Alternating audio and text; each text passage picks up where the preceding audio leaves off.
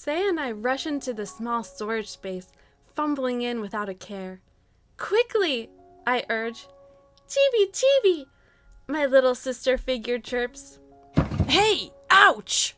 Seiya complains. I get nervous they might hear us. Shh, I reply. It's then that the closeness to Seiya hits me. Shh, Chibi Chibi echoes in a smaller voice. It's cramped. Seiya complains. Does he notice it too? The closeness? This close to him, I can feel the warmth of his figure next to mine. It would be so easy to brush up against him. My shoulder against his shoulder. My hip against his hip. His arms around my waist. He could so easily reach over and slide his hand along my back. Suddenly, I feel something touch my back. Is it Seiya's hand? Could he sense what I was thinking? Is this real or just a fantasy in my mind? No, it has to be real. I couldn't have come up with something like that. I wouldn't. I turned to scold him. Hey, stop touching me there. I hope I sound convincing. I'm not touching you, comes his reply. But if he's not touching me, then that means this was my fantasy. That is what I want. It can't be the case. He must be the one that wants this. It can't be me. You're denying it? Please, let it be him that wants this. I couldn't be the one having these thoughts. Or I shouldn't be. It has to be Seiya. It's the truth, he argues. Seiya has his secrets, but he's never been one to lie to me. I do trust him and feel safe with him, more than I want to admit. I did allow him to act as my bodyguard after all, because he is the one I feel safe with. But I can't let on. Shh. Chibi Chibi is right to quiet us. I almost forgot she's here too. It's good she's here. We can't get too close with the little one around. Seiya begins. About earlier, there's something I want to tell you.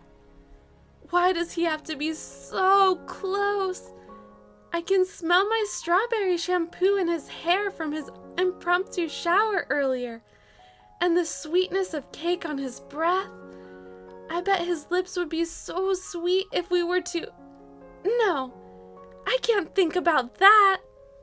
In a moment of panic, I bump my head. Ouch! Here?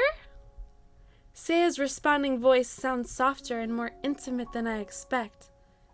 More alluring, too. Yeah, we're alone now, and... Has he realized it, too? The closeness? The warmth? The sweetness? He's planning to confess his feelings. He must be. And once I hear those words, this feeling won't be just a feeling. It will be real.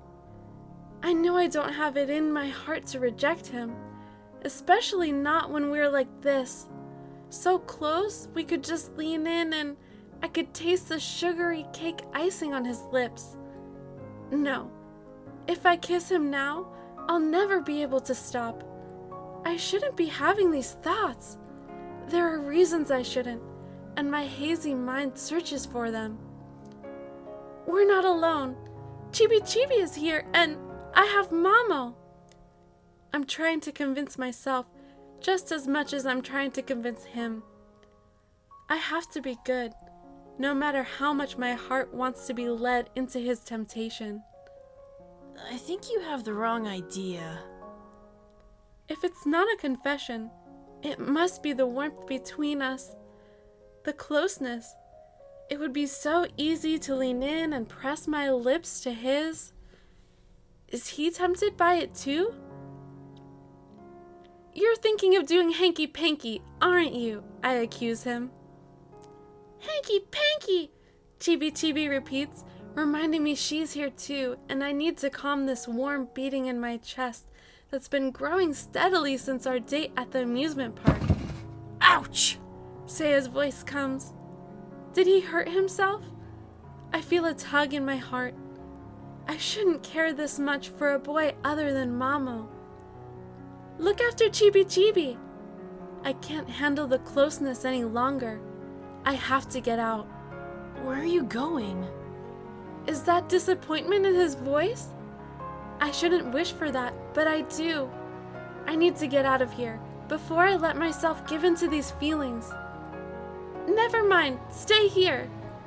In a moment of dazed panic, I bumped my head on the way out. It hurts, but not as much as the ache in my chest as I leave Seiya's warm presence.